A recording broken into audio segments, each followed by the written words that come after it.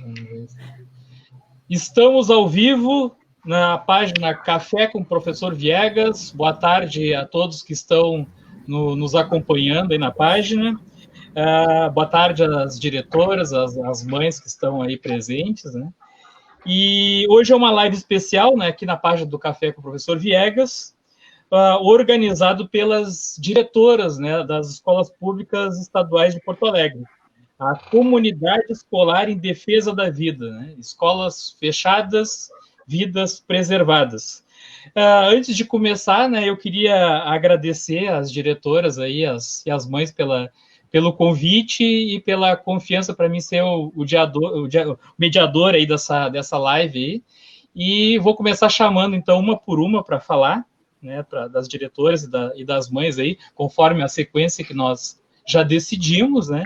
E aí, aos poucos, a gente vai trocando. Também eu queria avisar o pessoal que está nos acompanhando aí, que depois que todas as diretoras e as mães falarem, a gente abre um espaço daí para o pessoal fazer perguntas aí que elas possam responder, ok? Então, a primeira a falar aí vai ser a diretora Lourdes Zanon, da Escola Rio Branco. Vou colocar aqui na tela, então, o tópico que ela vai falar. Boa tarde, diretora. Boa tarde, colegas da live, pais que estão nos assistindo, professores, membros do Conselho Escolar do CPM, cada vez a gente vê mais a sua importância. Quero cumprimentar especialmente o Grupo de Diretores Unidos, que é um grupo com 208 membros, que se juntaram assim para conseguir gerir melhor os problemas da escola. E um desses atos, né, em prol da saúde, foi fazer também essa live. Então, conosco aqui estão todos os diretores dos grupos Diretores Unidos. Eles estão aqui, nós estamos representando eles. O objetivo, então, dessa live é chamar a atenção pelo retorno das aulas presenciais que o governador está nos pressionando, que está pressionando. Não é por nós trabalhamos do mesmo jeito, nós estamos trabalhando até mais do que estaríamos trabalhando com a escola cheia de alunos. Nós queremos nossos alunos, nós temos saudades deles, só que trazê-los de volta agora para a escola é expô-los, colocá-los ao risco de se contaminarem e levar essa doença, esse coronavírus para as famílias. Então, isso veio acarretar, então, com o aumento, né, do contágio pelo coronavírus em Porto Alegre. Eu vi uma reportagem nesta manhã que os hospitais, as UTIs dos hospitais estão com 93% de ocupação. Então, o que nós não estamos, né, não querendo trabalhar, nós queremos preservar as vidas. Este ano foi muito desafiador para nós. Quem não tem contato com a escola não tem ideia. A gente deu aula até nas 2 semanas de março e veio a pandemia. E nós não estávamos preparados para dar aula desta forma, desse jeito diferente. Tivemos que aprender e nos virar. Agora, já depois de vários meses, desde março, nós conseguimos seguir, nós conseguimos colocar muitos alunos, algumas escolas, quase todos, nessa plataforma. Então, os alunos não estão desassistidos, os alunos estão tendo aula, sim, pela plataforma. Não é igual? Com certeza não é igual. Mas estamos agora dando aula desse jeito, nós estamos preservando a vida desses alunos. E eu tenho certeza, nós fizemos reuniões com os pais, CPM e Conselho, e foi muito claro, assim, a maioria, nas reuniões nossas, assim, 2 reuniões, uma pessoa em cada reunião pediu para voltar. Então, as outras não querem voltar. Então, esse é o nosso pedido, né, para o governador. A gente sabe que o governador está sendo pressionado por grupos para abrir as escolas, abrindo as escolas, né, abrirão outros eventos. Mas seria, assim, muito perigoso nesse momento. Então, é isso que eu tinha para falar para vocês nesse momento, e depois a gente volta a falar mais. Então, eu vou passar a palavra agora para a diretora Cleusa Zambuja, da Escola Técnica Estadual José Feijó. Vou colocar o tópico aqui na tela. Bom, boa tarde a todos que estão nos assistindo. Boa tarde às minhas colegas diretoras, ao pessoal do grupo dos Diretores Unidos, que tanto nos dão força e orientação, não é? E eu gostaria de falar o seguinte, pessoal, eu fui uma pessoa assim que eu senti de perto a presença, né, e a dureza dessa doença chamada Covid. Eu perdi meu pai para Covid, eu tive Covid, e eu fico muito preocupada com esse retorno, essa forçação de barra, não é? Para a gente retornar às aulas. Bom, por que eu fico preocupada? Primeiro, porque nós não temos RH nas escolas, né, gente? É público e notório, as diretoras, todas nós já externamos isso muitas vezes, nos falta aí a mão de obra, falta servidores. Lá na minha escola, por exemplo, eu tenho 4 servidoras para fazerem o trabalho da limpeza, 2 estão em delimitação de função. Então, como aconteceria, eu me pergunto, como aconteceria, então, essa limpeza da escola? Porque, assim, gente, conforme os protocolos, cada vez que uma pessoa tocar em uma superfície, tem que limpar, não é? Então, como vai acontecer isso dentro da escola? Como é que nós, diretoras, e o próprio pessoal do COI, vai se responsabilizar, ou irão se responsabilizar, pela saúde dos servidores, pela saúde dos nossos alunos, pela saúde dos professores, não é? Então, realmente, por todos esses pontos, eu considero uma temeridade. Segunda questão, nós voltando, né? Voltaremos, então, vamos supor, os professores vão trabalhar em ensino híbrido, vão trabalhar 2 vezes? Como fica essa questão, não é? Então, eu acho que são problemáticas, assim, que eu estou levantando aqui, depois o pessoal pode, realmente vão surgir questionamentos, mas é isso que eu tinha para colocar, gente, tá? Obrigada. Bom, então agora eu vou passar a palavra para a mãe, né? A preocupação de mãe é a mãe Viviane Souza Paz, CPM, da Escola Rio Branco. Isso, uma boa tarde a todos, então. Eu sou do CPM, vice-coordenador de CPM da Escola Rio Branco, aqui em Porto Alegre, mãe de aluna, né, do ensino médio. A minha preocupação é, como todos os pais, representando a maioria, né, a gente não consegue uma fala unificada, mas eu acredito que seja a maioria essa preocupação, tanto com todas essas crianças, adolescentes, quanto dos professores também que estão atuando, né, nessa batalha desde março, né, tão intensamente tentando se adaptar a essa estrutura online que caiu de repente, né, no colo deles, tanto deles quanto dos alunos, e eles conseguiram tirar água de pedra e conseguiram se adaptar. E de repente agora, sem nenhum respaldo, falam para eles voltar. A nossa preocupação, a nossa indagação com essa resposta. Como vão dar esse respaldo para a gente que é seguro voltar? Sem vacina, tem um plano, mas esse plano é falho, esse plano já asseguraram para a gente que não é 100%, e daí nos dão um termo de responsabilidade para a gente assinar. Se a gente quer que o nosso filho vá para o colégio ou não. Como o Estado vai fazer isso? Botar na responsabilidade dos pais isso. Eu acho que a resposta tem que partir deles, de como eles vão fazer a saída segura e de como eu posso mandar o meu filho segura para o colégio, né? E como, não só eles, como os professores vão estar seguros, né? Porque, mas daí tem uma outra fala, que as crianças, na realidade, são minimamente contaminadas, mas ela é transmissora, né? E daí, sendo transmissora, leva para casa. Elas têm pais, elas têm avós, elas entram em contato com os professores, que às vezes tem alguma doença, alguma comorbidade, enfim, né? E como é que fica a saúde de todas elas? Vão ser mais uma, né, estatística daí? É mais uma vida? Ah, mas daí foi parar na UTI e morreu. Ah, mas é uma num colégio inteiro.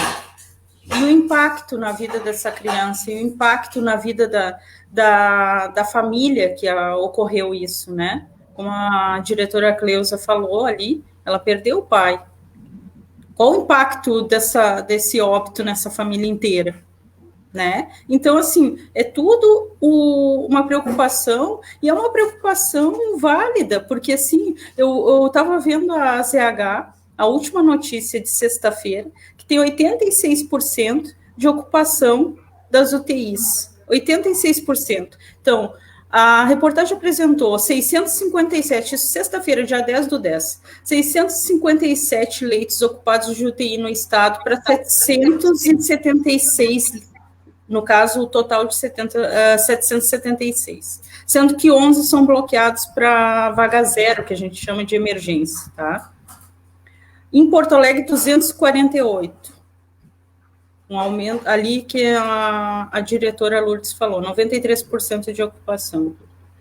Não tem muitas vagas. E daí a gente coloca todo um estado sobre pressão com a volta desses alunos, gradativamente. Ok, mas toda uma estrutura nessa volta. Então, com que segurança a gente faz isso? Tanto para os alunos quanto para os professores. E daí eu estou aqui defendendo não só os alunos, mas sim os professores também, que estão indo lá, arriscando todo dia suas vidas pelos pela minha filha, pelos filhos dos outros também, né? Então, a gente, como pais, também tem que se preocupar com eles, porque são eles que formam os nossos filhos. São eles, e se não tiver eles, e se eles adoecerem, daí nem na aula online eles vão poder dar. Daí nem a aula online, porque se tiver metade do quadro afastado, o governo não tem como suprir.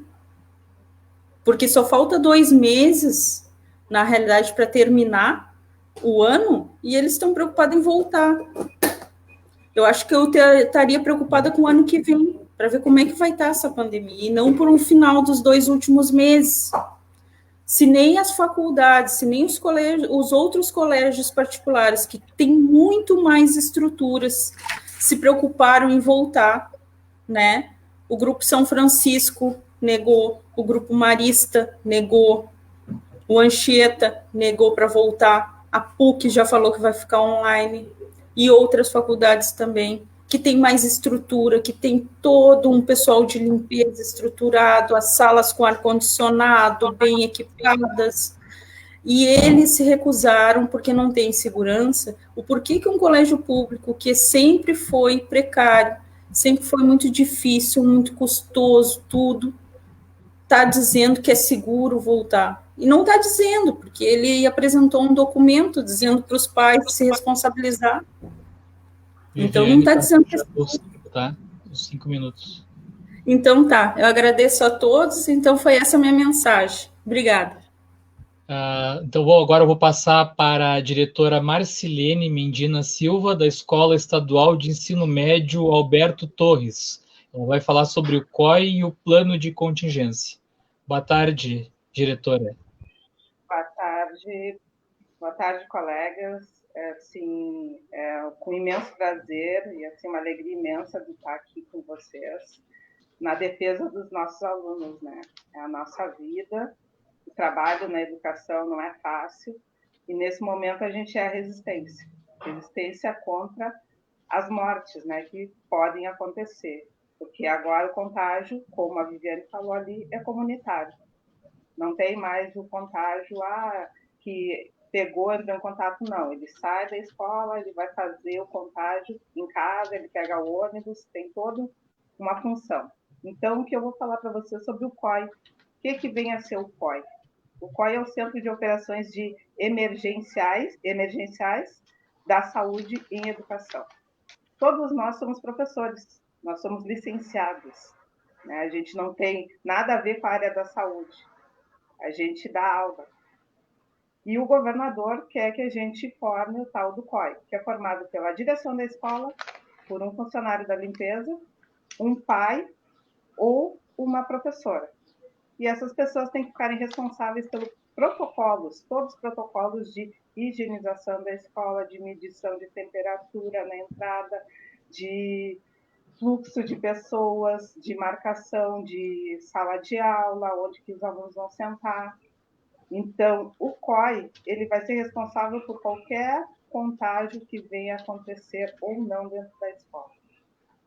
Então, vocês imaginem uma escola com 3 turnos, 1.000 e tantos alunos. Tu medir a temperatura de alunos, 50%, né? A gente diz, de manhã, 50% de tarde, 50% à noite. Quanto tempo tu vai ficar medindo a temperatura? O fluxo de mães dentro da escola não vai poder mais acontecer. O uso da máscara vai ter que estar cobrando do aluno. A questão que a Viviane falou também, e a Lourdes, se eu não me engano, da limpeza e higienização. A cada toque na superfície tem que limpar a maçaneta. Nós não temos RH suficiente para tudo isso. Então, é uma grande responsabilidade que o governo está jogando no colo das escolas. E nós, como gestoras, responderemos por isso, né? Então, o COI, ele tem o COI estadual, municipal e o COI da instituição de ensino. Os 3 ficam linkados. Então, a gente vai ter que fazer até a medição de temperatura, separar esse aluno, se ele tiver com temperatura alta, chamar o responsável, atualizar o telefone. E quem trabalha em escola sabe que isso é difícil. A gente ter contato atualizado dos pais, os pais irem buscar os filhos no horário. Imagina a responsabilidade da gente ficar. Os primeiros contágios vão ser com a equipe diretiva, com certeza. As pessoas do COI. Porque tem que separar esse aluno numa sala. E o trauma para esse aluno, se ele é pequeno, lá do ensino fundamental. E o trauma para os coleguinhas. Então, a gente tem que ver bem isso. Então, nós, Diretores Unidos, fizemos um manifesto, né, de não formação do COI, até por causa dessa responsabilidade sanitária e sem ter segurança para isso. Também tem um termo de responsabilidade que os pais vão assinar, além de ir na escola ou não, que é para testagem. Foi perguntado várias vezes para o coordenador e para o secretário, vai ter testagem em massa para funcionários, professores e alunos? Não, não vai ter. Então, a gente já sabe o que vai acontecer. A gente vai ter que recorrer sozinho à rede pública ou tirar do nosso bolso para pagar um teste da Covid. Então, esse COI é uma coisa muito pesada em termos de responsabilidade para a escola. E o plano de contingência? Aí vem todos os protocolos, os cuidados, usar a máscara, usar a viseira, limpar, higienizar. A cada 2 horas fazer higienização de tudo na escola, onde os alunos... O fluxo, um corredor que vai, outro que vem. Aí vocês imaginem 3 pessoas ficarem responsáveis por isso, voluntariamente. Então, é muita responsabilidade para colocar na escola. Como não tem testagem, para mim, é o absurdo. Não tem testagem, não tem como voltar. Eu não vou colocar minha vida em risco, que nem o coordenador disse, mas a gente tem que dar exemplo. Sim, eu morrer para dar exemplo, eu tenho família. Todo mundo tem família. Então, é uma questão que a gente tem que levar muito a sério. Eles estão levando na brincadeira. Então, nós, muitas escolas, instituímos de não colocar, fazer o COI. Não formamos o COI, porque é muita responsabilidade. Precisamos de alguém da saúde para se responsabilizar por isso. Então, a reabertura das escolas só quando tiver vacina ou testagem em massa. Já estamos no ensino remoto até agora, por que voltar agora? Não precisamos voltar. Já estamos adaptados a esse sistema. E peço aos pais, não levem seus filhos para a escola, porque a vida a gente não recupera. Ano letivo, conhecimento, tudo se recupera, mas a vida não. E nós não somos a linha de frente, não somos médicos e enfermeiros, nós somos professores. Tá, pessoal? Então, esse é o meu recado para vocês. Voltamos depois conversar mais alguma coisa, tá bom? Diretora, obrigado, diretora. Diretora Vanice Luz, Escola Estadual de Ensino Fundamental Júlio Brunelli. O item aí, então, é recursos humanos nas escolas para a pandemia. Boa tarde, diretora.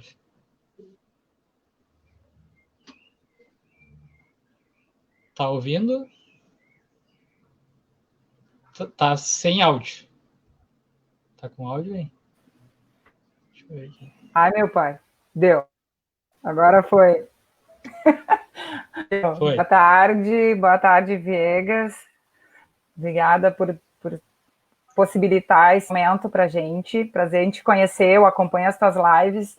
Boa tarde, gurias. Prazer é meu. Estou muito feliz em poder estar aqui e representar, né, o nosso grupo. Eu posso dizer que eu sou uma pessoa feliz em poder compartilhar com essas mulheres guerreiras, esses homens guerreiros, né, porque nós temos diretores também, né, no nosso grupo, e poder vir a público, né, e poder esclarecer um pouquinho da nossa realidade, e que muitas vezes ela fica escondida, né, nem sempre somos ouvidas como direções de escola.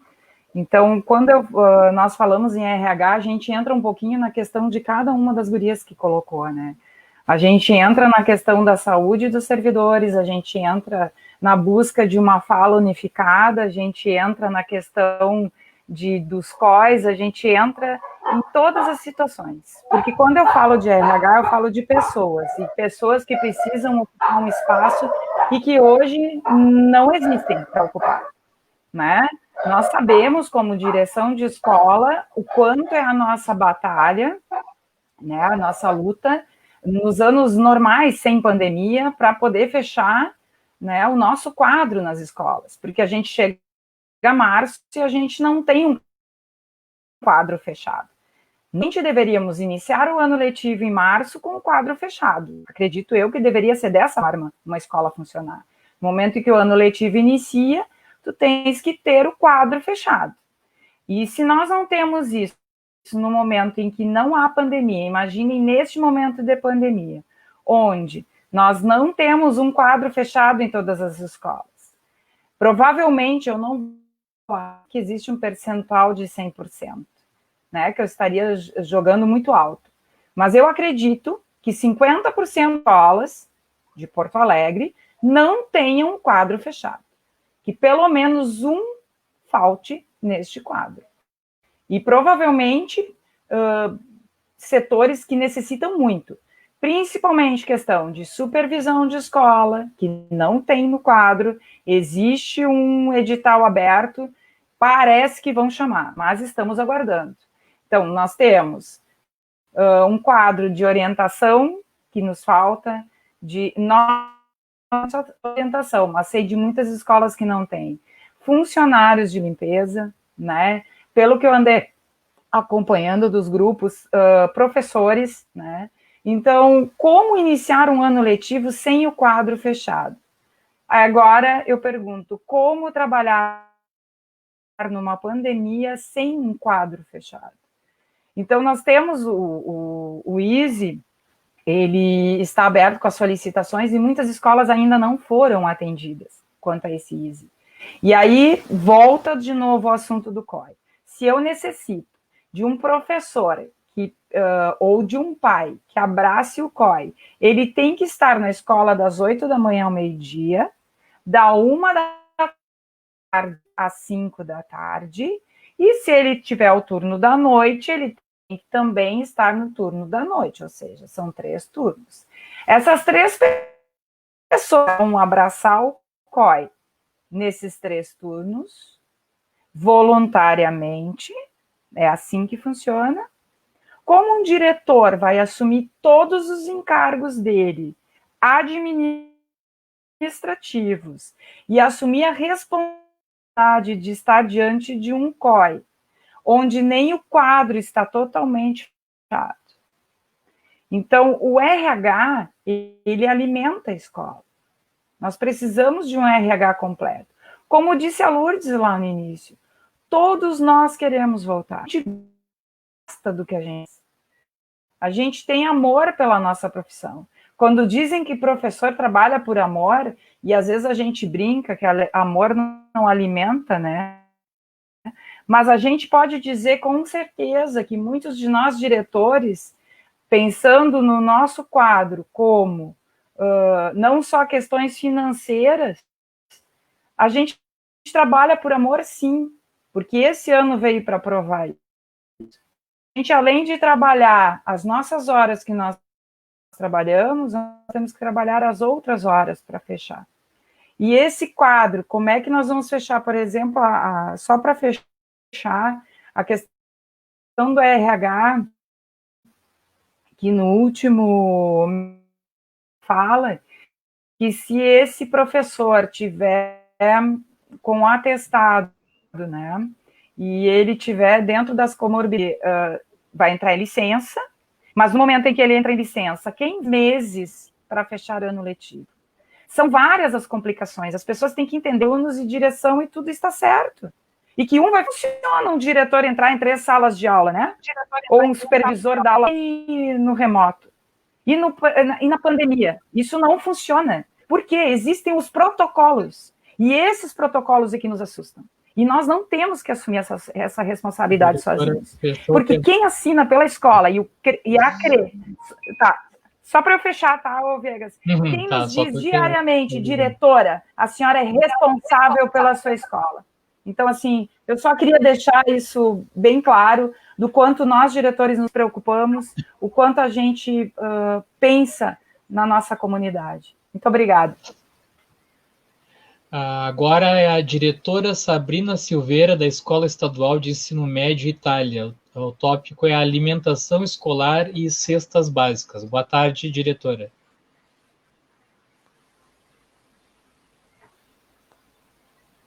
Eu não estou ouvindo o áudio dela.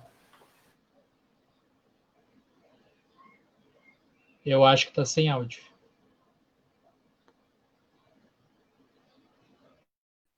Agora deu? Agora deu. Ok, agora? Agora sim. Certo. Desculpe, então, boa tarde para todos. Temos muitos aspectos importantes a considerar, né, para um retorno às aulas presenciais, e um deles é a questão da alimentação escolar, né? Primeiro ponto que eu quero falar a respeito das cestas básicas, que nos tirou, né, o sono das direções, tirou o sono das direções das escolas, porque o que acontece? As escolas receberam um repasse para alimentação escolar lá em março para as aulas presenciais, e esse valor foi utilizado. Veio, então, a suspensão das aulas presenciais e o início das aulas programadas, como assim eram chamadas, no período de março e abril. Tá? O que aconteceu? Neste período, a escola não abriu, não houve, então, oferta de alimentação escolar de merenda para os alunos. E aí, então, o governo procedeu a uma licitação junto a uma grande empresa multinacional para aquisição de cestas básicas para as famílias, utilizando recursos dos meses de abril e maio. Então, nós, direções de escolas, que procedemos essa entrega para as famílias. Naquela ocasião, o critério principal era que o aluno, a família, fosse beneficiária do Bolsa Família. E por aí nós, diretores, já sofremos muitas injustiças, porque as famílias não compreendiam esse critério, porque a Secretaria de Educação anunciava somente que seriam feitas entregas de cestas básicas para as comunidades escolares. Depois disso, nós continuamos com suspensão das aulas em junho, julho, agosto, setembro, e então o governo, em agosto, pediu à direção das escolas, as direções, que informassem um novo número para entrega em setembro. E essa entrega até agora não aconteceu. O governo do estado, então, está de posse de recursos da merenda escolar de todas as escolas estaduais do Rio Grande do Sul, referente a 4 meses, sem falar o mês de outubro, né, que estamos para iniciar algumas escolas segundo a previsão do governo, a partir de 20 e 21 de outubro, as escolas de ensino médio, as técnicas, né? Então, assim, a primeira questão é, as cestas básicas são muito importantes para as comunidades, em algumas mais, em outras menos. Comunidades em que a família já vivia numa situação de vulnerabilidade e que perdeu renda. E o governo é extremamente moroso, a mantenedora, em providenciar essas cestas básicas, e isso nos preocupa bastante. Então, temos tentado esse diálogo com a secretaria, né, e quando entramos em contato com o setor da alimentação escolar da nossa coordenadoria, eles também não sabem nos informar em que etapa anda esse procedimento.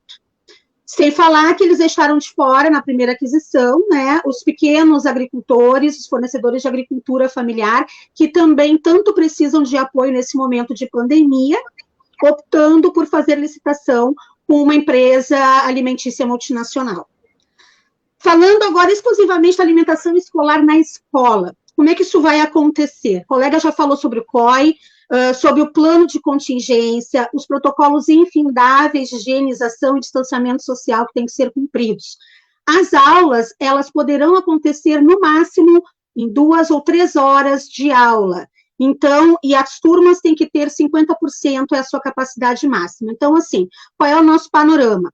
Teremos diariamente cerca de 50% dos alunos, é com este número que temos que trabalhar, que irão estar na escola e receber alimentação. Então, o que acontece? A primeira orientação do governo do estado é que a gente não forneça a alimentação para ser consumida na escola, que a escola forneça marmitas. E aí entra outra grande preocupação nossa. Primeiro, de onde nós tiraremos recursos para comprar o recipiente da marmita? Porque a orientação é que nós utilizemos recursos da autonomia financeira, que a última parcela foi paga no mês passado, referente ao mês de julho. Nós já estamos em outubro, não recebemos ainda as parcelas de agosto e de setembro, certo? Outra situação, com essa mesma autonomia financeira, o meu assunto, acabo falando em valores, porque envolve alimentação diretamente, né? A autonomia financeira, ela serve para sustentar toda a escola. Ela é que paga o gás para poder produzir esse alimento. Ela que vai pagar a internet, o telefone da escola, ela que está pagando a folha, o toner, manutenção de máquinas para entrega das atividades impressas. Então, não há recursos sobrando. Diferentemente do secretário de Educação apontou que as escolas têm milhares de reais nas suas contas. Não temos esse dinheiro. Tá? Então, essa é a primeira questão. Não temos recurso para adquirir essas embalagens. Segunda questão referente à entrega de marmitas. Esse aluno não vai consumi-las na escola, ele vai levar para sua casa. Vamos considerar que vamos estar segunda quinzena de outubro, novembro e dezembro, períodos de calor, dias de extremo calor. Esses alunos vão sair com essas marmitas em sacolinhas e vão sair por aí, vão pegar van, vão pegar ônibus. Temos alunos de ensino... Vou tentar enxugar. Serão alunos que irão carregar essas marmitas em ônibus até chegar em casa. O condicionamento delas já não é mais um alimento apropriado para consumo. E o terceiro ponto é, famílias que perderam a sua renda vão chegar em casa, alunos com uma marmita dia sim, dia não, para compartilhar com pai, mãe, de repente avó, com quantas pessoas em casa esse aluno vai chegar dia sim, dia não, com uma marmitinha que já vai estar passada do seu consumo para compartilhar com a família.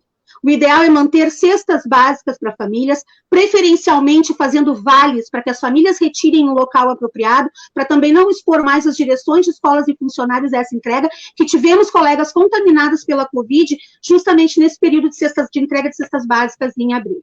Essa é a reflexão que eu deixo para todos nós. Obrigada. Agora a próxima é a diretora Eliane Flores, da Escola Estadual de Ensino Médio Protásio Alves. O item é o documento orientador 047. Boa tarde, diretora. Oi, boa tarde, pessoal. Boa tarde, primeiramente, para as minhas colegas e lutadoras, né, as diretoras. Boa tarde para todo o pessoal que está aí assistindo a nossa live, os colegas professores, professoras e toda a nossa comunidade escolar. Bom, pessoal, O que a gente pode dizer? Uma bomba? Com certeza. No dia 7 de outubro, né, agora passado, recebemos, então, no nosso e-mail institucional, aquele e-mail que deveria ser para nós recebermos as notícias oficiais, né, da mantenedora, um lar de número 47, e esse memorando ele foi enviado pelo Departamento de Recursos Humanos da Secretaria de Estado da Educação, assinado pela diretora Cleusa Maria Fleck, tá? Embora o secretário de Educação, perguntado sobre o documento, a ele disse que não tinha conhecimento, mas sabemos que o documento veio da mantenedora. Bom, este documento, por fim, ele no cerne, assim, a ideia do documento, ele trouxe uma ideia praticamente de que nós, professores, né, não estamos trabalhando na pandemia e que não é uma realidade, muito antes, pelo contrário, estamos trabalhando muito mais do que nós estivéssemos em atividades presenciais. Então, o documento ele veio com a ideia, né, que para o servidor ou o professor, os trabalhadores em educação permanecerem somente, diz assim, já começa somente, em regime de teletrabalho, vão ter várias questões, tá? Dentro dessas questões, assim, o professor que for do grupo de risco, ele vai ter que apresentar, isso tudo bem, até aí tudo bem, apresentar um atestado com CID para que ele comprove que ele é do grupo de risco. Ainda assim, só a apresentação do atestado não quer dizer que o professor não tenha que trabalhar. Com certeza que ele vai ter que continuar fazendo teletrabalho. Ou então, ele pode optar por entrar em licença saúde. Todavia, aquele professor que continuar em teletrabalho porque apresentou um atestado com CID de uma doença pré-estabelecida ou de uma comorbidade, ele necessariamente não vai continuar dando as suas aulas, né, administrando suas aulas na sua escola de origem. Por exemplo, um professor do Protásio Alves que apresentar um atestado e tiver que ficar em teletrabalho, ele terá, talvez, que ministrar aulas em outras escolas. Ele continuará lotado no Protásio, mas dará aulas para outras escolas, né? Isso, num momento que faltam 2 meses para acabar o ano letivo, é uma coisa que não tem precedentes, né? Essa questão do governo. Uma outra questão, né? Isto para aquele professor que é do quadro, aquele que fez o concurso. E os colegas que estão com contratos precários? Os colegas que estão em contratos precários, realmente eles estão sob uma ameaça, porque aquele colega em contrato precário que apresentar um atestado ou tiver que entrar em licença saúde, depois do 15º dia, ele vai ser dispensado. E, infelizmente, tá, dentro de uma conjuntura, partindo do princípio da área jurídica, a jurisprudência dominante da área jurídica diz que o contratado, mesmo em licença saúde, ele pode ser dispensado. E isso já está causando bastante preocupação nos colegas. Todavia, né, tem uma questão aqui também que foi mencionada nesse documento, que aquele colega com mais de 60 anos, tá, vai ter que continuar as suas atividades presenciais, e eles citaram aí, quando disseram isso, que isso estava baseado no decreto 55.240 de 2020. Eu, como sou bastante bisbilhoteira, eu fiz hoje uma leitura completa desse decreto, e esse decreto não diz nada disso. Inclusive, o artigo 27 desse decreto está bem especificado que muito antes, pelo contrário, toda aquela pessoa que tiver acima de 60 anos, ela está protegida pela lei e ela não tem que retornar, não, ao trabalho presencial. Então, uma das coisas que eu gostaria de mencionar, né, que nós, enquanto educadores, nós temos bastante consciência dos nossos deveres, mas, acima de tudo, a gente tem que ter essa questão de fazer leituras, de procurar se informar, para que a gente não seja enganado nos nossos direitos. Inclusive, também na sequência desse documento, me chamou muita atenção que diz que quando nós soubermos ou desconfiarmos de algum caso que sejam sintomas da Covid, que esta pessoa, este educador, esse servidor, este aluno, alguém da comunidade escolar, tem que ser imediatamente atendido em um posto médico. Já digo, mentira, mentira, pois na própria escola, esta semana nós tivemos um caso assim, a pessoa tinha todos os sintomas, não tinha olfato, tinha febre, ela foi na UPA e o que disseram para ela? Não dá para nós lhe atendermos nesse momento, porque não temos testes suficientes para tanto. Então, inclusive, para que a gente possa iniciar essas aulas, toda a nossa comunidade escolar deveria ser testada anteriormente, pois quantos vão estar com Covid quando iniciarem essas aulas? Então, assim, a gente tem que estar atento, sim, aos nossos direitos para que nós não sejamos enganados. É isso aí, pessoal. Agora, então, é a diretora Zila Farias, da Escola Engenheiro Rodolfo Arons. O tópico ensino remoto e ensino híbrido. Boa tarde, diretora Zila. Boa tarde a todos, boa tarde a todas, a nossa comunidade escolar que está nos acompanhando nessa live tão importante, né, diante do momento que nós estamos vivenciando na educação pública estadual. Então, falando sobre o ensino remoto, eu quero colocar aqui que nós estamos desde o dia 19 de março com o ensino remoto nas escolas estaduais.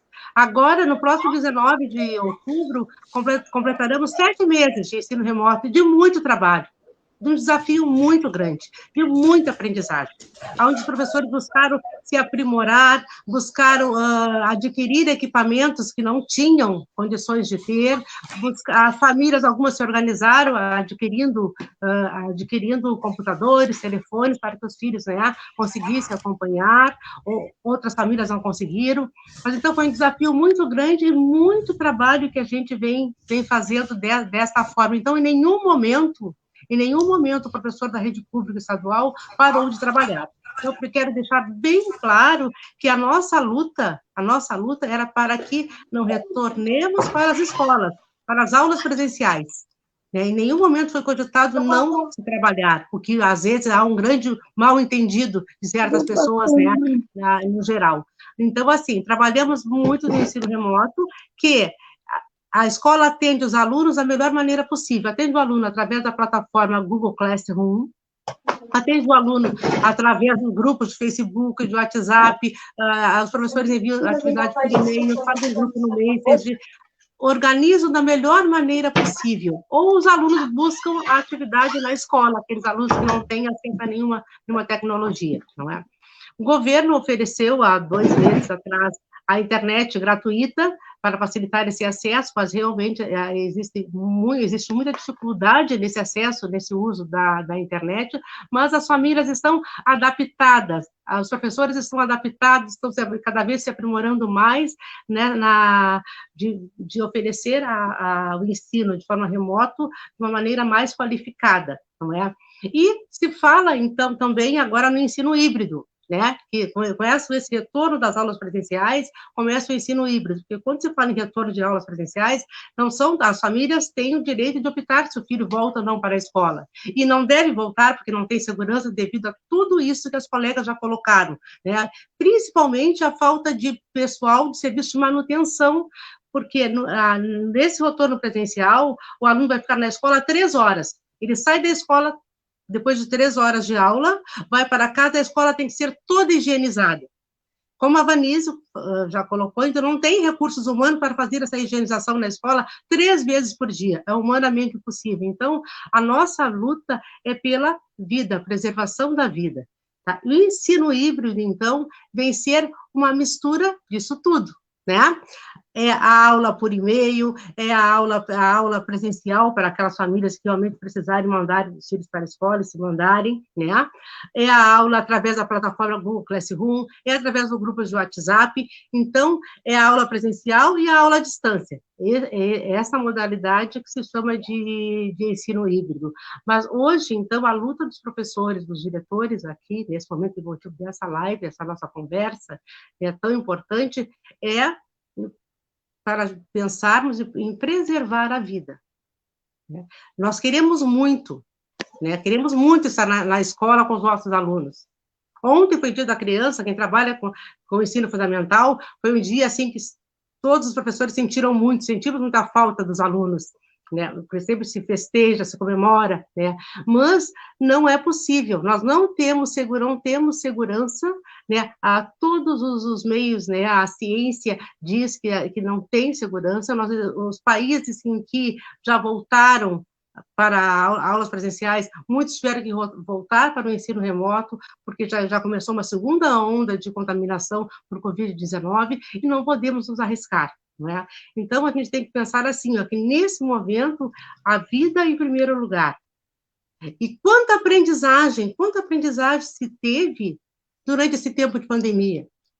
Com certeza, o conteúdo que não se conseguiu vencer, e não se conseguiu vencer, mas não foi só a escola estadual, não foi só a escola pública, as escolas particulares também, a gente vai recuperar isso. Vai se recuperar ao longo de 2020, 21, 22, 23, vai se recuperar. Agora, vidas não.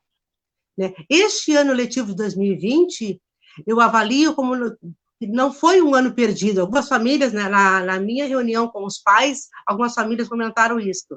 Então, eu digo, não foi um ano perdido, foi um ano vivido, se viveu 2020 da maneira que ele se apresentou. Ponto. O ano foi perdido para quem perdeu um familiar, para quem perdeu a vida, aí foi um ano perdido. Agora, não se teve todo o conhecimento desejável para 2020, da forma pedagógica, da forma escolar, mas isso se recupera. Então, nós estamos, né, nos encaminhando para o ensino híbrido, e o ensino híbrido será, quando alguns alunos serão aula presenciais, mesmo teremos que considerar 50% da capacidade da turma poderá assistir à aula por 3 horas só, né? Então, não vamos voltar ao normal. Então, neste momento, é importante a gente preservar a vida, ficar em casa, continuarmos com o ensino remoto, como a gente se preparou, faltando praticamente menos de 2 meses para o fim do ano letivo. Então, eu acho que é um risco muito grande que a gente vai se colocar, vai se expor professores e funcionários, não é? E alunos e famílias para um período tão pequeno, né, de aula presencial. Então, é importante que as famílias, que a gente avalie bem o quanto vale se arriscar tanto por um período tão curto de aula. Então, nesse momento, é preservar a vida em primeiro lugar, né? Salvar a educação pública, preservando a vida, lutando por uma escola sem luto.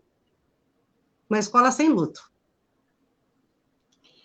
Agora, então, é a doutora Luciana Cuervo, que é mãe de aluno da escola Rio Branco, né? E o tópico que ela vai falar é a preocupação dos pais. Boa tarde, Luciane. Boa tarde. Obrigada pelo convite.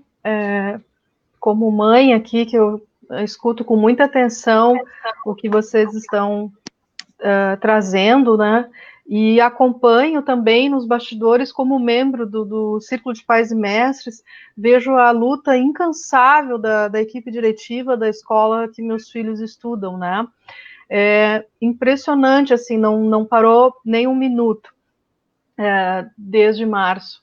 E eu tenho filhos tanto no ensino fundamental quanto no ensino médio, inclusive meu filho mais velho está na época de estudos para o vestibular, com todas essas incertezas, com tudo que está, enfim, pesando, né, nesse momento tão difícil e conturbado para todos.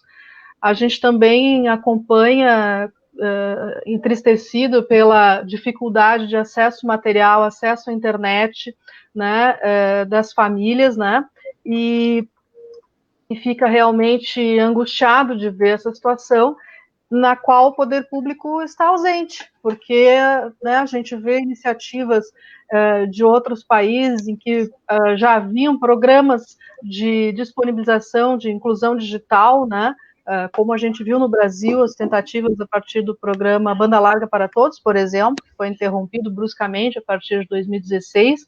Então, a gente hoje tem um contexto em que as famílias têm uma dificuldade enorme de acesso à internet, acesso material e fora a insegurança alimentar, que a gente também já viu aqui, também no depoimento das professoras, né, das diretoras.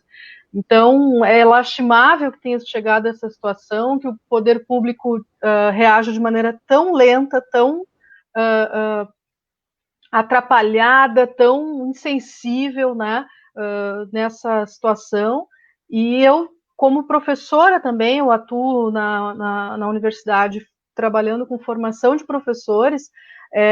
Eu acompanhei com muita admiração o trabalho das professoras na escola pública, porque não houve um kit de tecnologia, não houve capacitação suficiente a tempo, continuada, né? Há uma série de defasagens, a gente vê, inclusive, contratos sendo interrompidos, toda uma situação de precariedade, quando deveria ter sido fortalecido o sistema de ensino, né?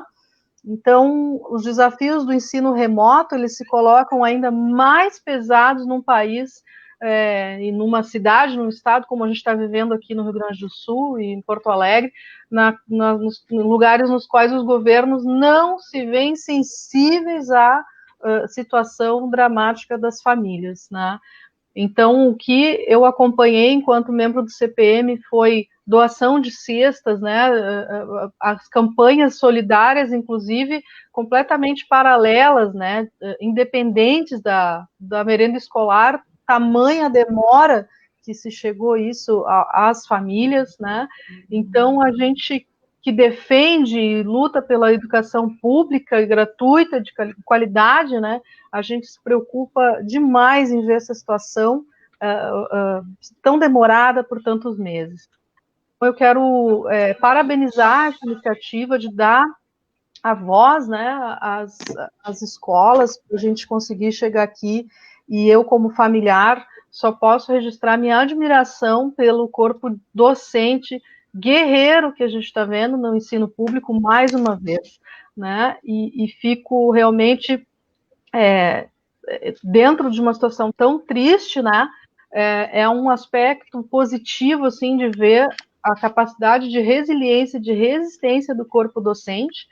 E como mãe, como cidadã, né, angustiada da gente tentar ajudar e contemplar, né, não deixar ninguém de fora desse barco, dessa situação toda, em relação às famílias vulnerabilizadas, enfim, com mais precarizadas ainda na situação socioeconômica que a gente entende que a pandemia acentuou demais, né, para essa situação. Então, eu quero agradecer e registrar essa minha admiração, né, como mãe, como professora também, como, né, pessoa que atua na formação de professores, realmente minha admiração pelo corpo docente e funcionários de escola, enfim, que estão, né, equipes diretivas que estão lutando tanto para manter e não ser perfeita fala, né, nós não estamos perdendo um ano, só se perde quando a gente perde uma vida, quando a gente perde saúde, né, então é isso, obrigada. Fechou certinho o tempo aí. Não sei, agora eu vou passar a palavra para quem quiser falar aí das diretoras, né? Perguntas específicas não tem muitos comentários do pessoal aqui. Não sei se vocês querem que eu leia alguns, ou se vocês querem fazer mais algum comentário. Pode ser? Acho que pode. Pode ser sim. Patrícia Mazoca, lecionar não garante o aprendizado, garante que o professor deu aula. Vamos precisar fazer diagnóstico com todos os nossos alunos para sabermos o que de fato eles conseguiram aprender em 2020. Palete Garcia, na escola da manhã que trabalha... Eu só... Pode falar. Pode falar, quem é que está querendo? Pode falar. Viegas, quem chamou? Também, dentro da minha fala, né? Uhum. Foi a Eliana. Olha só, aproveitando essas questões, até que a gente tem uma fala de 5 minutos e às vezes quer se estender, né? Quer ser muito falante, mas assim, ó, até para que os colegas também fiquem sabedores, né? E isso foi mais uma demanda que foi feita hoje lá pela nossa escola. A gente fez uma leitura aí também na lei que trata do momento eleitoral, que é a Lei 9504 de 97, que ela tem um artigo ali 73, e que fala das condutas vedadas aos agentes públicos 3 meses antes das eleições, até o novo prefeito, presidente ou governador tomar posse. E dentro das condutas vedadas está, de qualquer forma, exonerar, transferir, admitir, demitir, tá? Suprimir vagas, tá? Em qualquer esfera da administração pública, tá? Então, eu só para constar, hoje pela manhã eu enviei, então, um documento para o Tribunal Regional Eleitoral, pedindo para o juiz eleitoral que ele desse um retorno sobre essa questão do Estado de estar tomando essas medidas aí. Tá? Tem uma pergunta aí, ó, do Ulisses na tela, né? Como as escolas estão se mobilizando contra o decreto 047? Eu posso responder. Assim, ó, só tem uma saída. Nós, por exemplo, no Rio Branco, nós temos uma funcionária da merenda com 72 anos, muito trabalhadora, né? E o que fazer para preservá-la? Tem uma outra funcionária do RH que tem 70 também, uma professora. Tá? O que fazer? Não há o que fazer diante de uma orientação dessas, a não ser que as escolas fiquem fechadas este ano. Fiquem fechadas até termos a vacina para preservar os nossos alunos. Somente dessa forma nós poderemos proteger essas pessoas, porque no momento que nós seremos obrigados a retornar ao ensino presencial, essas pessoas vão ter que vir bater ponto, né? Porque o nosso poder de diretores, ele é muito pequeno perto da mantenedora SEDUC, né? Então, isso realmente ficaria... É inviável, não temos o que fazer, é uma máquina gigante que nos passa por cima. Eu queria ainda falar sobre o cargo de direções. Como diretores, nós temos que responder por tudo. Cai um vidro da janela, machuca alguém, nós temos que responder. Como é que tu não viste que aquela janela estava com problema? Um dia uma criança caiu no pátio, quebrou o braço, a gente teve que responder. Então, tudo que acontece dentro de uma escola é problema do diretor. O diretor tem que responder. É a cabeça do diretor que vai. E somos muito mal pagos, acreditem. E ainda o leite nos tirou o resto que nós tínhamos. Somos muito mal pagos. Então, como diretores, nós queremos dizer para a comunidade que mandar as crianças para a escola agora é como deixá-las brincando perto de um precipício. Então, como diretores, nós estamos avisando a comunidade escolar que não é seguro, porque nem as escolas particulares estão tendo aula de mentalidade. Então, não é seguro. E as famílias que querem retornar, pelas as questões que eu vi, elas acham, como a Zila falou, que vão ter aulas normais. Não teríamos aulas normais por esse plano de contingência. Teriam 3 horas, 2 dias por semana, e teria tudo isso para verificar verba, que a gente já quase não tem, e as passagens escolares, o voo escola que foi cancelado no início da pandemia, sim, com razão, os alunos iriam ficar em casa. Mas para os alunos virem, agora nós teríamos que mexer com isso, né, a passagem desses alunos, a merenda, que a gente vai ter que comprar sem licitação agora, porque não fizemos licitação no segundo semestre. Então, usar o nosso pouco dinheiro da autonomia financeira, acreditem, o Rio Branco ganha 5 mil por mês para esses 4 prédios e um pátio gigante de quase uma quadra para manutenção. De vez em quando a gente ganha no PDD alguma verba e daí a gente, faz extravagância, uma reforminha melhor. Então, assim, o que o governo quer agora, que a gente use esse dinheiro da autonomia financeira. Nós, por exemplo, ficamos guardando dinheiro do permanente desde o ano passado para fazer os armários novos da cozinha. Ele quer que a gente use esse dinheiro para gastar em comprar materiais para a prevenção do Covid.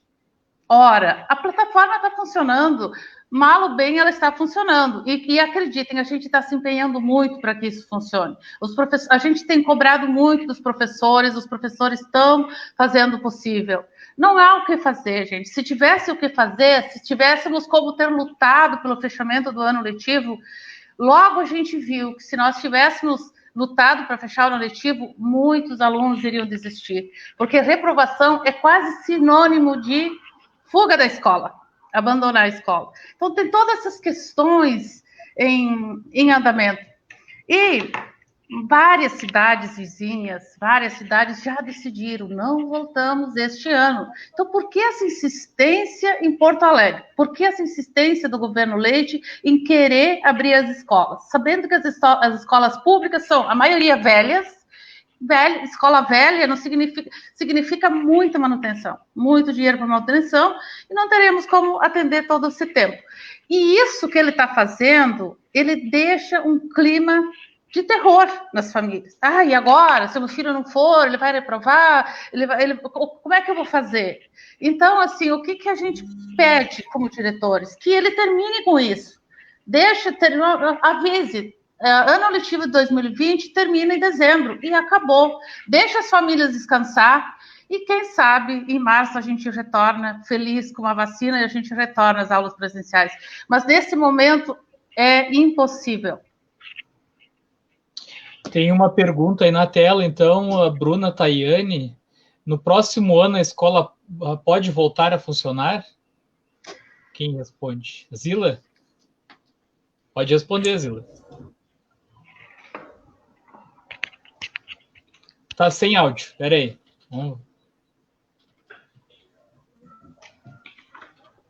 Oi. Tá, agora sim. Oi. As escolas públicas estaduais nunca deixaram de funcionar. Desde o dia 19 de março, quando começaram as aulas programadas, o ensino remoto, a equipe diretiva, os professores estavam nas escolas fazendo trabalho, funcionário nas escolas, e os professores de forma remota, em casa, planejando a aula, estudando, aprendendo e colocando e tendo interatividade com seus alunos. Né? O que nós estamos falando aqui, não é? Que não podemos voltar que não achamos adequado, como está comprovado cientificamente, de se voltar a fazer essa aglomeração de alunos, de famílias buscando e levando alunos, na escola pública, neste momento, sem a vacina, e sem condições adequadas, sem recurso humano suficiente na escola pública para cumprir com o protocolo do Ministério da Saúde de higienização nesse espaço, sem termos condições de conter, né, esse distanciamento das crianças e dos adolescentes e pré-adolescentes, que a gente sabe que eles querem ficar juntos, não é? Diante do risco e da gravidade do momento da pandemia que nós estamos ainda. Não é? Porque baixaram os índices de contaminação, baixaram, graças a Deus, e estamos esperando que baixem mais. Mas ainda os hospitais estão lotados, tem muita gente doente. Tem muita gente que procura assistência médica no posto de saúde, no hospital público, e não é atendido. Então, as escolas não pararam de funcionar nunca. Né? Só vamos voltar para as aulas, queremos voltar com aulas presenciais com segurança na escola. Estamos defendendo aqui a saúde das nossas famílias, das famílias dos filhos de vocês, né, dos pais que estão assistindo. Estamos lutando por uma escola sem luto, por uma escola saudável, com crianças sadias, sem risco de adoecer, sem os professores adoecerem. Tá? Acho que respondi. Não, deixa que eu complemento, Zila. É assim, ela perguntou se o ano 2021, o ano letivo, retornará dessa forma. Numa reunião com a secretária adjunta, acho que vocês vão lembrar, meus colegas diretores, ela disse que sim, que o ano letivo de 2021 poderá, né, iniciar de forma híbrida, do jeito que nós estamos agora. Então, tem muita coisa para acontecer no ano que vem. A gente não sabe ainda, para quem perguntou, nós não temos certeza. É possível. Agora, todo mundo na torcida que sai uma vacina, né? Daí termina com esse impasse difícil.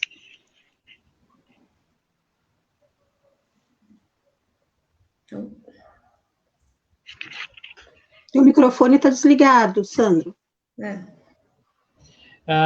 Tem mais uma pergunta da Tati Viegas. As direções estão preparadas para se responsabilizar pelo governo no momento que enviam as assinaturas do COI? Posso responder. Pergunta. Posso responder. Na minha escola, né, na escola em que eu trabalho, nós não conseguimos montar o COI, né, primeiro momento, porque tem que ter algum membro da equipe diretiva participando. Eu fui uma que me recusei, porque li atentamente o decreto que fala de todas as atribuições dos membros do COI, certo? Fora isso, a falta de pessoal da limpeza. Até o momento eu tenho apenas um funcionário para atender uma escola com 28 turmas em 3 turnos de funcionamento, e esse funcionário teria, então, que ser do COI também. Entre os professores e entre os pais, a gente também fez uma divulgação do material, a gente fez questionário, e ninguém se prontificou, tamanha responsabilidade que é montar um COI.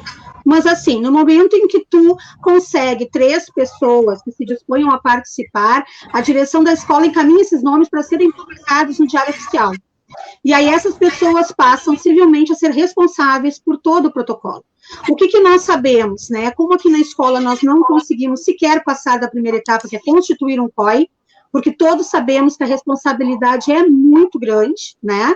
Não temos braços para abraçar tudo isso, nem pernas, como digo, para dar tantos passos assim, de uma área, que é a área de saúde, que nós não temos domínio, não temos conhecimento, nós não nos responsabilizamos. Sabemos de escolas que conseguiram pessoas dispostas a fazer parte do COI, mas que montaram planos de contingência, onde essas direções disseram não ter condições de colocar esse plano em funcionamento, devido a todas as carências de cada comunidade. Então, na verdade, as direções que não se sentiram confortáveis, não se sentiram seguras e preparadas, sequer se candidataram para serem membros. Outras, para não ir contra uma imposição do governo, fizeram parte desse COI, mas preencheram os seus planos dizendo que a escola não tem condições. E deve haver alguma escola em que deve ter um plano e que deve, e aí essa escola, sim, a direção e o COI vai ser responsável por tudo o que vier a acontecer dentro da escola relacionado à contágio, à contaminação dos alunos dos seus servidores. Tem uma outra pergunta agora da Neiva Lazarotto. Colegas diretoras, parabéns pelas falas. Podemos convocar nosso bloco para a manifestação no dia 15, em frente ao Palácio Piratini? Quem responde? Sim? Tem outra pergunta aqui. Tem a da Cláudia. Poderia falar sobre o COI? Sim. Pode falar. Lá na minha escola, nós também não nos sentimos, assim, totalmente preparados para montar o COI. Eu vejo que muitas escolas montaram, mas é muita responsabilidade. Acredito que tu ficar responsável pela atitude de outras pessoas é muito complicado. Então, na escola, eu, enquanto diretora e a equipe, nós conversamos, pegamos documentos e lemos de cabo a rabo, como dizem, e protocolos muito difíceis de fazer. Na minha escola também tem grupo de risco de professores, da direção da escola, dos funcionários da limpeza. Então, se não tiver uma pessoa disposta e com saúde, né, para assumir essa responsabilidade, a gente não vai fazer. E todo mundo se negou. Aí começaram, bota no conselho escolar. Não, o conselho escolar não vai ficar responsável. Então, é muito perigoso isso que o governo está fazendo com a gente. Está jogando no nosso colo uma responsabilidade que é dele, enquanto governo, que a SEDUC, enquanto mantenedora, deveria gerir isso, e não nós. Até então, o COI do município não existe, e as escolas abriram, as escolas de educação infantil. Então, por que nós, do Estado, temos que abrir a escola, né? Com o COI? E as escolas particulares, como a Lourdes disse, também tiveram toda a estrutura, montaram tudo, e na pesquisa os pais resolveram não mandar os seus filhos. Então, na particular, os pais podem decidir, por que no Estado não? Então, uma pergunta que eu faço para o governo, por que a gente tem que abrir, já que falta tão pouco tempo para terminar o ano letivo? Tem que refletir isso aí.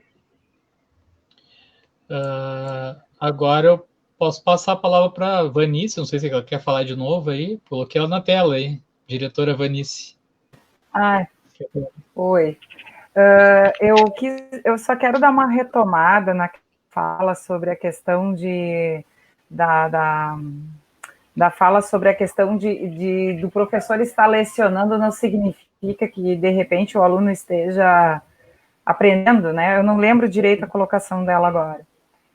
Mas nós temos que lembrar o seguinte, a pandemia só veio para confirmar um fato que ele já vem ocorrendo.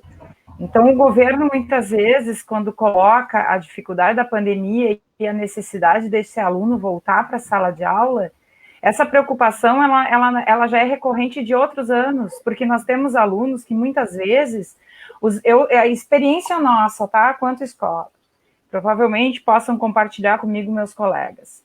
Os alunos presentes, que estão indo em busca da escola, que estão entregando os trabalhos, que estão fazendo as atividades, são os mesmos alunos do presencial. Porque os alunos infrequentes, os alunos que não entregam, os alunos que não estão executando as atividades, claro que nós temos famílias com problemas com internet, que tem que escolher entre fazer atividade, ter folha para atividade e se alimentar, sabemos disso. Mas é um pequeno número, grande parte dos nossos alunos também, muitos fazem parte daqueles alunos que já eram infrequentes do presencial. Então, essa realidade que se apresenta hoje dentro da educação, novidade, ela deveria ser uma preocupação para o ano seguinte. Como a gente vai fazer para recuperar esses alunos? O ano perdido, como disse a minha amiga Zila, o ano que se perdeu, quem perdeu foi quem perdeu pessoas. O aluno que correu, que foi atrás, a família que participou, que buscou a escola, ela teve o acompanhamento. Porque eu duvido uma escola que não tenha dado atendimento a seu aluno, àquela família. Todos atenderam. Então, o que significa? Eu acredito que todos os professores buscaram, de certa forma, alternativas para que pudessem atender seus alunos. Muitos dos nossos professores, e quero deixar aqui meus parabéns para todos, não só para a minha escola, mas para todos os professores de todas as escolas, que fazem parte da rede aqui de Porto Alegre, que se reinventaram. Hoje nós temos professores que viraram youtubers, nós temos professores que aprenderam uma nova forma de dar aula, professores do primeiro bloco que estão alfabetizando alunos à distância. Então, assim, nós estamos fazendo a nossa parte. O que nós queremos é que o governo faça a sua parte, de ter um olhar para o educador, de ter um olhar para o administrador. Porque, como a Lourdes falou também, é importante essas falas, que as pessoas entendam da nossa responsabilidade quanto diretor de escola. Nós hoje somos responsáveis por todas as vidas que estão lá dentro. Eu sou responsável por 720 pessoas, 720 famílias. Eu tenho responsabilidade sobre 40 funcionários. E como eu simplesmente vou fazer de conta que não existe essa responsabilidade? E isso me preocupa muito, porque a partir do momento em que eu retorno, eu tenho que assinar por essas pessoas. Ninguém mais assina por elas, o diretor assina por elas. Então, eu acredito muito, sim, de que o professor, ele não só está lecionando. Quantos dos nossos professores atendem no telefone, ou atendem um chamado 8 horas da noite, 9 horas da noite, quando já acabou o seu expediente, né? Quando se fala em RH, quando se fala em professor fechando sua carga horária de 20, 40, 60 horas, quando não aceitaram o nosso calendário para que fechasse em dezembro, e nós dissemos, só um pouquinho, nós estamos trabalhando de segunda a segunda, das 8 da manhã às sei lá que horas da noite, e a gente está atendendo essas famílias. Então, assim, eu acredito que essa live, ela foi só mais um passo que a gente deu dentro de toda a nossa caminhada que iniciamos dentro do grupo. Eu acredito que a gente possa dar uma caminhada muito maior. A gente precisa da adesão das pessoas, a gente precisa da adesão dos professores, dos diretores de escola, e que tenham claro isso, de que a gente não pode voltar. A gente precisa observar a vida de todos, não só a nossa, porque às vezes parece egoísta, né, da nossa parte. O professor quer cuidar de si. Não. A gente pensa muito mais no nosso aluno do que muitas vezes a comunidade imagina. E eu duvido que tenha um diretor aqui nesse grupo, ou no nosso, ou mesmo fora do nosso grupo, que não esteja preocupado com a sua comunidade. Então, assim, eu não sei se eu vou falar ainda, mas eu queria agradecer muito esse momento. Eu acho que ele foi extremamente esclarecedor, né? Ele deu voz a nós e aos pais, né? As mães que estiveram aqui, muito bom. Eu acho que elas falaram, representaram muito bem as famílias. Então, muito obrigada. Antes eu queria de passar para a Eliana, ela pediu para mim para falar ali, eu queria colocar o comentário da Salete. Ela fez uma pergunta e eu tinha iniciado a ler a pergunta e não completei porque eu passei para outra professora ali, né? E aí eu já levei uma mijada online ali, né? Ela me chamou a atenção ali, então vamos ler, né? Salete Garcia dos Santos, sou alfabetizadora, tenho um primeiro e um segundo ano voltando para a sala de aula. Como fica o lado afetivo se tem que manter a distância? Como ensinarei o meu aluno se trabalho em grupo com jogos? Complicado, né? Merece o comentário da Salete. Eu acho que essa professora não tem que se sentir mal, ela vai fazer o possível. A gente já faz milagres, mas não tanto, né? Então, assim, dá para passar afetividade online também, dá para ler uma história para os alunos, fazer interpretar, várias maneiras. Não tem um abraço, né? Mas, enfim, não há o que fazer neste ano. Eu creio que a professora não deve se sentir mal e fazer o melhor possível. Coloca coisas boas, manda mensagem de carinho, né? Diz que gosta dos alunos, porque isso é muito importante, dizer que a gente gosta dos alunos, e a gente gosta mesmo, nós somos apaixonados pela educação, a gente se apaixona pelos nossos alunos. Então, dizer isso para ele, mesmo à distância, vai se sentir conectado. Vou passar para Eliana antes. Né? Tem a pergunta da Ângela, que eu leio depois. Tá. Eu queria só complementar, porque eu acho importante, né, que as pessoas que estejam nos ouvindo sejam sabedoras disso, que a Cleusa inicialmente fez uma fala da questão dela ter, né, Covid, familiares delas, e eu me agrego a esse grupo, né, Cleusa? Eu também, né, tive Covid, e tive 2 episódios da Covid, né, depois tive ainda resquícios da Covid, e essa semana também a gente teve a perda na escola do esposo da nossa vice-diretora do turno da noite, também com Covid, né, morreu em decorrências de complicações pela Covid. Então, isso é muito importante que a gente fale, porque normalmente o sentimento da gente ele fica mais exaltado quando as coisas acontecem na nossa casa e não na casa do vizinho, né? Porque muitas coisas a gente pensa que estão muito distantes de nós. Então, aproveitando esse momento, eu sei que devem ter bastante pessoas da comunidade escolar, pais, mães que estão aí nos assistindo, nos ouvindo, que a gente, na verdade, sim, como toda a população, sente aquela falta do afeto, aquela falta de estar junto, aquela aglomeração, aquelas questões, todos nós estamos sentindo falta disso, é uma questão que mexe com o psicológico de todos nós, mas é que, neste momento, a gente precisa, né, tomar esses cuidados. Nós estamos aqui unidos agora, hoje, nessa live, e em muitos outros momentos, a gente está lutando pela vida, não só a nossa vida e da nossa família, mas a gente está lutando pela vida do teu filho, da tua filha, né, e a gente gostaria muito, muito, muito que as pessoas colaborassem, né, conosco nesse sentido de não mandar seus filhos para a aula, porque nós não somos vagabundos, não. Nós somos trabalhadores e a gente precisa do apoio da comunidade, das nossas comunidades escolares. Então, essa é a minha fala, né? Eu peço o apoio de vocês, porque o momento está complicado e o que o governo pretende não é uma coisa salutar, está indo contra todos os preceitos da saúde pública. É isso aí, pessoal. Então, tem a pergunta aqui da Ângela Zanettini, David Canabarro, né? É uma escola, né? Em Porto Alegre, não tem RH. Davi Canabarro. Falta professores desde o início do ano. Estamos sem vice-diretor à tarde. Como formar o COI? O que adianta formar o COI e não ter funcionários para fazer cumprir os protocolos? Quem responde aí, a colega? Pessoal, a questão do RH, volto de novo no RH. O Lourdes, deixa eu só pegar o gancho, porque eu fiz essa pergunta no grupo, né, das diretoras ali, e eu fiz uma pergunta, um levantamento rápido para saber o que precisavam, né, de RH.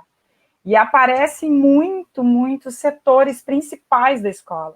Não que o professor não seja o principal da escola, não é isso que eu quero dizer, mas é equipe diretiva, que não está completa, supervisão, né, orientação, a pessoal da manutenção, como diz a Zila. Então, assim, se nem esse grupo, que praticamente é a base da escola, ele não está completo, e aí a gente sai da base e vai para professor que falta, de que forma vamos constituir esse COI? Essa foi uma das primeiras questões que a gente levantou na reunião que nós tivemos com o coordenador há 2 semanas atrás, né, gurias? E aí nos perguntaram na nossa coletiva de imprensa como que nós, se nós conversamos com o coordenador, se nós somos ouvidas. Gente, a nossa reunião, ela funciona da seguinte forma: se fosse como está sendo essa live, onde as perguntas estão vindo e respondidas, ok, mas não acontece dessa forma. Acontece uma tela aberta com os diretores dos microfones fechados, escutamos todas as normativas que estão vindo. No momento em que a gente vai para a pergunta, o chat fica aberto, sim, para a gente perguntar, mas não existe resposta. E no momento em que a gente vai para a pergunta, para o embate, né, que a gente não sabe se é um embate ou um combate, mas a gente vai para o embate e nós não temos nenhum retorno. A tela simplesmente fecha, o pessoal agradece, sai e ficamos sem resposta. Então, o que a gente está precisando é que nos respondam as perguntas de forma efetiva e organizada. Não que hoje chegue uma resposta, semana que vem uma outra resposta, um memorando, da mesma forma. Eu não sei, gurias, mas vocês interpretaram o memorando. Veio o memorando dizendo que todos teriam que fazer plantão na escola. Então, a Ângela, se ela é diretora, se ela não tem uma vice, ela vai revezar com quem? Com ela mesma? Então, muitos diretores estão fazendo isso. Outra, eu sou diretora e minha vice, eu tenho uma licença gestante, ela está fora. Quem reveza? Eu e a minha vice, uma delas. Então, e se o quadro não está completo, vai revezar com quem? Então, enquanto que tu vais na CRE, tu chega na CRE, tu só é atendido na porta e alguém vai lá no setor chamar para que atenda essa pessoa. Aí eu pergunto para vocês o seguinte: lá existe, as pessoas ficam nos seus setores, nós chegamos lá e vai alguém de dentro fazer a pergunta. E para nós? Que a nossa comunidade chega na nossa escola para buscar material, para pegar um atestado, para conversar, para trazer seu problema, para dizer como é que não consegue. Quem é que atende? Nós não temos ninguém para passar para o setor, somos nós que atendemos. Então, eu entendo a preocupação da Ângela e compartilho com ela, porque eu sei exatamente o que ela está dizendo, e no grupo tem pelo menos 30 escolas, fora as que não viram recado e que eu sei que precisam de pessoal, no mínimo dos nossos 200, das nossas escolas do grupo, no mínimo, olha, eu não quero dizer, mas 80% delas está precisando de RH.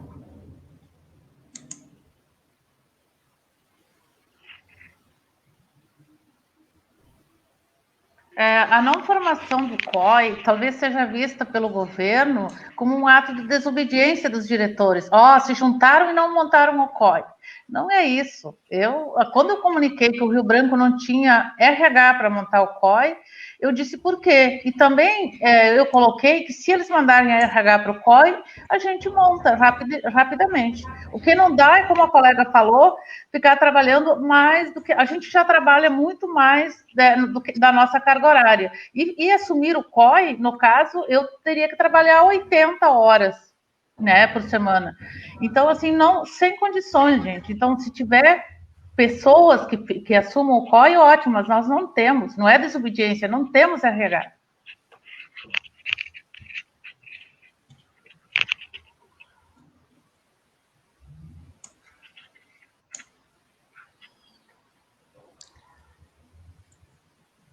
Está sem áudio. Está sem áudio, Sandra. Não tem mais perguntas aqui a princípio, deixa eu dar mais uma olhadinha. Não sei se vocês querem fazer um fechamento aí da live? Que tem uma hora. Tá cedo, hein? Tem 1h23 ainda, tem tempo. Querem aproveitar para colocar mais alguma coisa? Eu quero aproveitar, Sandro, para falar do CPM e do Conselho Escolar. Ele não está sendo valorizado como deveria ser. Assim, para entender, quem manda numa escola? Não é só a direção sem o conselho, sem o conselho, sem o CPM não consegue fazer nada, porque parte dos gastos, da prestação de contas, sempre é assinado pelo conselho escolar, pela diretora, né, e pelo CPM. Então, nesse momento, eu gostaria que a gente enaltecesse o CPM e o Conselho Escolar, porque são órgãos internos maravilhosos. A gente discute o que vai fazer com a verba, discute como vou fazer no próximo ano, o que fazer, criamos mais turma. Todas essas coisas da escola, não é só a diretora que manda, que assina. É um conjunto, né? É um tripé. Então, a escola ela funciona num tripé, CPM, Conselho, Direção. E se os três estiverem linkados, realmente a escola vai muito bem.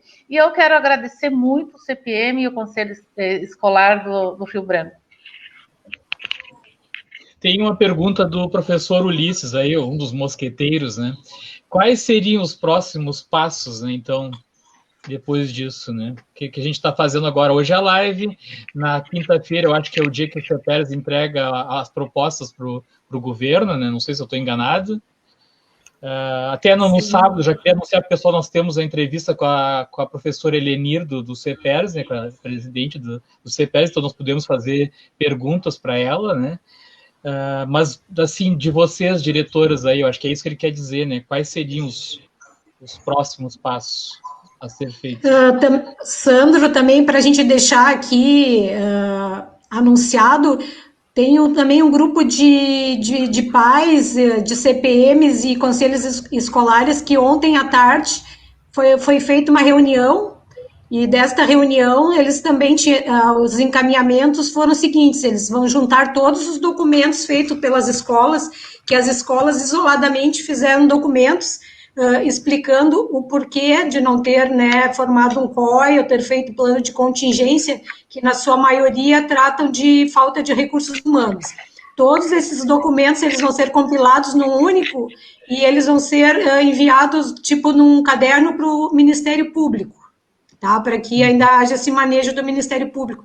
Então, assim como a Cleusa falou ali na questão a Lourdes falou da questão que a gente também está exaltando aí o trabalho de conselho escolar e CPM, que eu acho que a maioria das escolas, né, também consultou o seu conselho escolar nesta questão de formação de COI.